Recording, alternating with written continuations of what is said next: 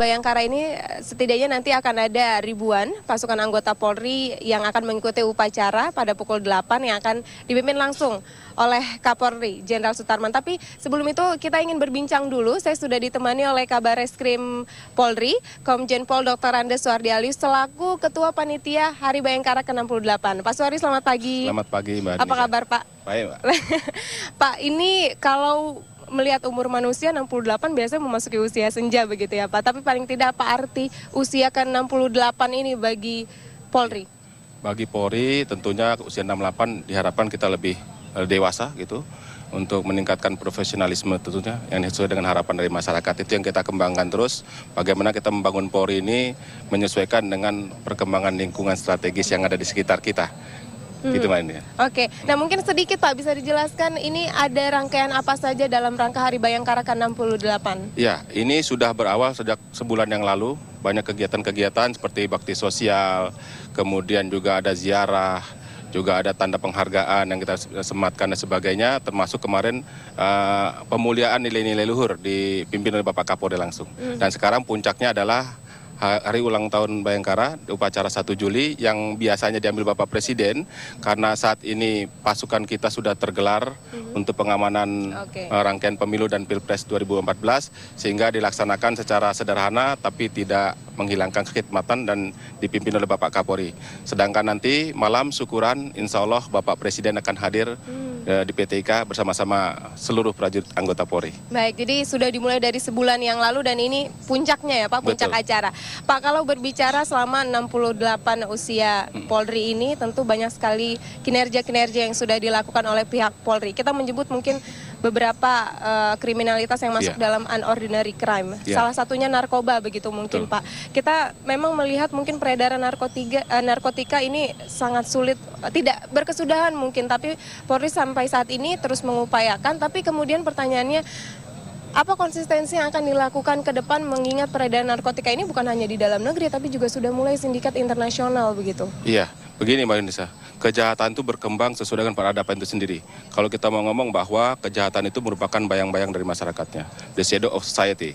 Jadi berkembang juga modus-modusnya termasuk di antaranya adalah narkoba. Bukan cuma narkoba, dulu namanya kejahatan cyber belum ada, tapi sekarang sudah banyak sekali. Cyber yang masuk kepada masalah kejahatan seksual anak-anak, kemudian kejahatan fraud dan sebagainya. Artinya inilah yang harus Polri untuk lebih cepat menyesuaikan untuk mengantisipasi semua kejahatan-kejahatan yang berdimensi tinggi dan aktual. Ini yang kita coba untuk kita kembangkan, termasuk diantaranya narkoba. Pergeserannya luar biasa. Sekarang kita dulu mengenal daerah transit, sekarang kita daerah konsumen. Nah ini yang kita coba untuk pecahkan masalah ini dengan melaksanakan operasi besar-besaran dari bidang itu bidang penegakan hukum maupun pencegahannya. Nah ini yang kita kembangkan bersama kalau narkotik bersama dengan BNN. Nah ini kerjasama yang dilakukan dengan institusi keamanan di luar negeri juga seperti apa Pak untuk memberantas peredaran narkotika ini? Kita secara periodik ada rapat-rapat internasional, baik itu di markas Interpol di Lyon maupun kaitan dengan masalah narkotika juga ada, dan itu menginformasikan, sharing informasi terkait dengan modus-modus yang dilaksanakan. Karena memang sekarang kejahatan-kejahatan borderless, tidak dari batas gitu. Antar negara sudah semuanya masuk. Jadi kita bisa lihat bahwa narkoba itu datangnya dari Afrika, dari Asia Selatan, dari Asia Timur, semuanya bisa masuk. Nah kalau tanpa informasi, tanpa network yang sifatnya nasional maupun internasional, sangat tidak mungkin kita bisa mengungkap itu semua. Itu yang kita kembangkan. Selain narkoba juga kita tahu ada unordinary crime, yakni tindak pidana korupsi. Tapi semuanya ini nanti akan kembali kita bahas pemirsa di segmen 2. Tetaplah bersama kami di Apa Kabar Indonesia Pagi. Mengenai korupsi dan selanjutnya kita berbicara masalah narkoba maksud saya. Tapi seterusnya kita akan juga membicarakan terkait salah satu unordinary crime lainnya ya Pak ya, tindak pidana korupsi. Kita tahu Polri tentu punya wewenang, kapabilitas dan mungkin tim intelijen juga yang mumpuni untuk menangani kasus tipikor. Tapi yang mungkin saat ini terkesan di masyarakat Pak, ada beberapa yang menilai ada kelambatan begitu dalam penanganan kasus-kasus tipikor. Apakah memang ada hambatan dalam menangani ini dan upaya yang telah dilakukan Polri sejauh ini seperti apa? Ya, Mbak Hernisa, kalau kita dihitung gitu ya, secara kuantitas kasus-kasus korupsi yang kita tangani lebih banyak.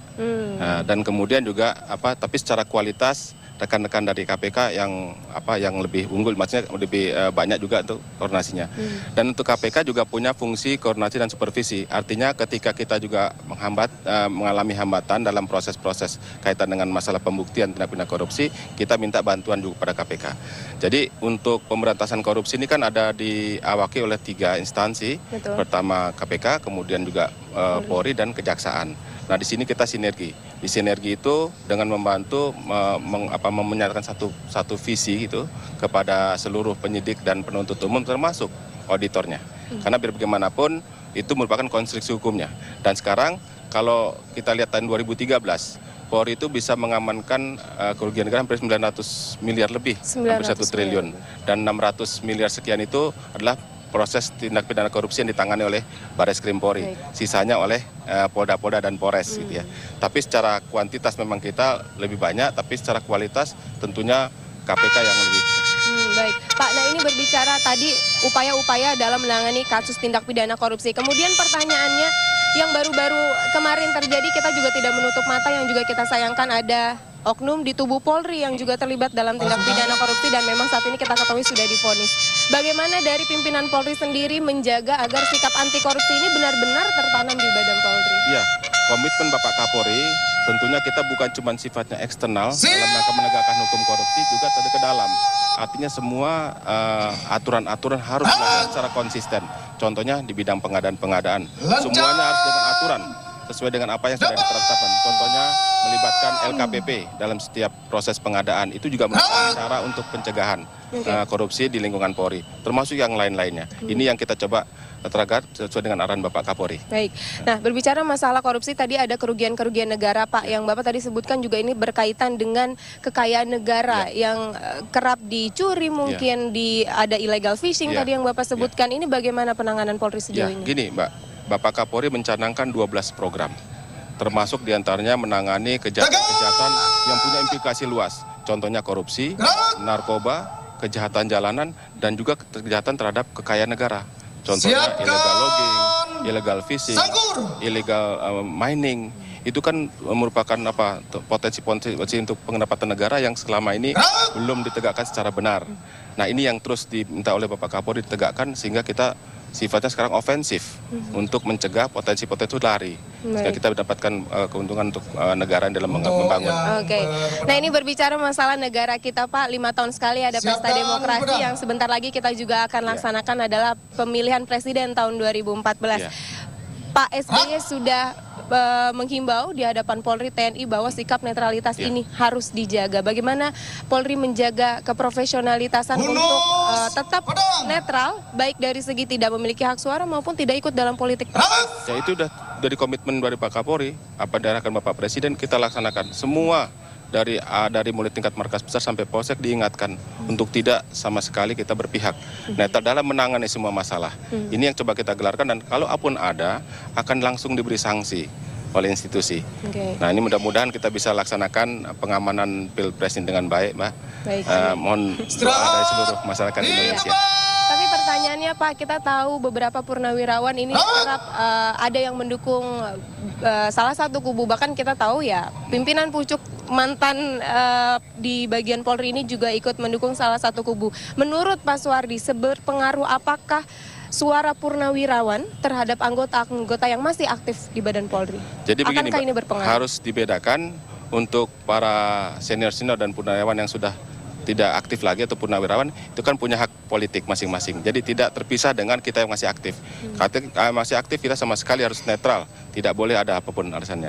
Dan tidak boleh juga purnawirawan itu untuk mempengaruhi itu dijaga betul ya Pak, batasan itu ya. Dan itu Pak Kapolri menekankan terus dan tidak pernah bosan-bosan untuk mengingatkan seluruhnya. Oke, itu purnawirawan, Pak. Kemudian pertanyaannya, tentu ada juga anggota Polri yang masih aktif, dulunya pernah menjabat sebagai ajudan mantan presiden ataupun wakil presiden kita terdahulu. Nah, ini bisakah ini dijamin bahwa memang mantan-mantan ajudan ini tetap berdiri sebagai anggota Polri yang netral? Jadi kalau misalnya ajudan kan juga itu kan juga bukan fungsi dari kepolisian. Siapapun presidennya kan ada ajudan. Nah, harus dibedakan juga apakah ini masuk dalam hal itu gitu. Karena yang penting Bapak Kapolri sudah mengingatkan seluruh jajarannya termasuk yang mantan ajudan dan sebagainya. Siapapun yang pernah ada, kan kita semua ada bagian pengamanan bukan cuma Polri saja. Ya. Nah, tapi itu merupakan bagaimana kita membedakan antara memilih dengan kenetralan. Baik, terakhir mungkin selain pemilu presiden yang sebentar lagi juga kita akan hadapi, ini adalah persiapan mudik, Pak. Ya. Tadi Pak Suwardi mengatakan ini tidak semua anggota dikerahkan dalam rangka Hari Bayangkara, tapi juga sudah mulai didistribusi. Bagaimana persiapan keamanan di daerah menjelang mudik, Pak? Ya, ini pasukan sudah terdistribusi untuk pengamanan Pilpres yang akan dilanjutkan pertengahan bulan ini untuk menggelar operasi ketupat. Sebagaimana ritual tahunan ya, saudara-saudara kita yang akan melaksanakan mudik, dan itu sudah tergelar semuanya, dan mudah-mudahan kita bisa mencapai suksesan seperti tahun lalu untuk bagaimana mengamankan jalur mudik dari seluruh masyarakat Indonesia. Iya, tentu kita berharap kenyamanan